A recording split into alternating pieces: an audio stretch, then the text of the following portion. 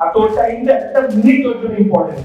শেষ মুহূর্তে মুখস্থ করা বন্ধ করতে হবে। কোন গুজব বা কোন রিউমারে যেন কান দেওয়া না হয়। পাশে একটা ক্যান্ডিডেট পরীক্ষা দিচ্ছে এবং তার ক্রেডেনশিয়াল বা ক্যান্ডিডেটশিপ নিয়ে সমস্যা হচ্ছে। কি সমস্যা হতে পারে? ছবি মিলছে না, সাইট মিলছে না, ফটো মিলছে না, এই মিলছে না, সেই মিলছে না, কিছু হতে পারে। তুই কিন্তু সেই সমস্ত ব্যাপারের মধ্যে একদমই ইনভলভ হবি না। মানে অবভিয়াসলি হয়ে বা কি করবি, আর তোর টাইমটা একটা মিনিট তোর জন্য ইম্পর্টেন্ট। আজকে কে প্রথম 1 মিনিট থেকেই, আমি অনেকবার কথা বলেছি যে শেষ মুহূর্তে সময় কমে যায়, তার মেন কারণটা থেকে প্রথম মিনিটটা থেকে আমরা সেই গিয়ার আপটা করতে পারি না। প্রথম মিনিটে গাড়ি হয়তো ফার্স্ট গিয়ারে চলছে, তো লাস্ট 1 মিনিট হয়তো ফিফথ গিয়ারে চলছে, কিন্তু আমি বলেছিলাম চেষ্টা করতে হবে প্রথম মিনিট থেকে গাড়ি ফোর্থ গিয়ারে। স্পিড প্রথম থেকেই আনতে হবে, কারণ এই পরীক্ষাতে এতগুলো প্রশ্ন থাকে, সব প্রশ্নগুলো দেখে উঠতে পারাটা একটা অনেক বড় ব্যাপার।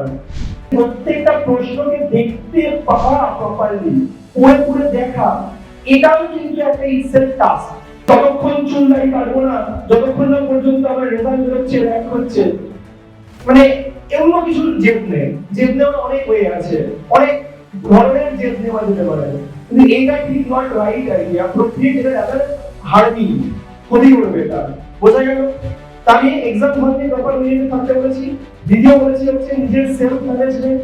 সবাই কতজন আছে যে যারা প্রত্যেকদিন 8 ঘন্টা করে বেরিয়ে হাঁটছে, মানে রাস্তা দিয়ে, ছাদে, অ্যাটলিস্ট হাফ অ্যান আওয়ার। কারণ যত আমি এখন অ্যাংজাইটি না হয় এই ধরনের আমি ফিজিক্যাল এক্সারসাইজ করবো, তত কিন্তু আমার মনটা শান্ত থাকবে। যত মনটা শান্ত থাকবে তত কিন্তু আমি বুঝিয়ে কনসেন্ট্রেট করে আমি কাজটা করতে পারবো, সে যে কাজই হোক না কেন। যদি দেখা যায় তোমার সেন্টারটা 20 কিলোমিটারের অ্যাওয়ে হয়ে যাচ্ছে, আমি স্ট্রংলি রিকমেন্ড করবো যদি কোনো ফ্যামিলি রিলেটিভস এর বাড়ি থাকে, কিংবা যদি দেখা যায় কোনো আশেপাশে কোনো থাকার গেস্ট হাউস বা হোটেল কিছু থাকে, তাহলে সেখানে স্টে করে তবে পরীক্ষা দিতে যেতে।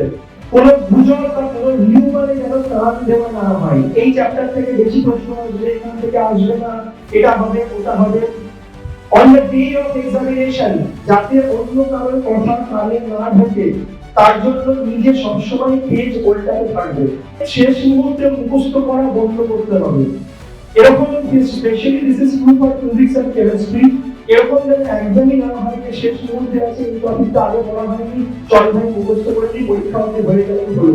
জেনারেলি কিন্তু ওটা হয় না। তার কারণটা হচ্ছে যে মুখস্থ তুমি যে পার্টটা যেভাবে করবে সেটা এক্স্যাক্টলি সেভাবে এক্সামে আসবে না।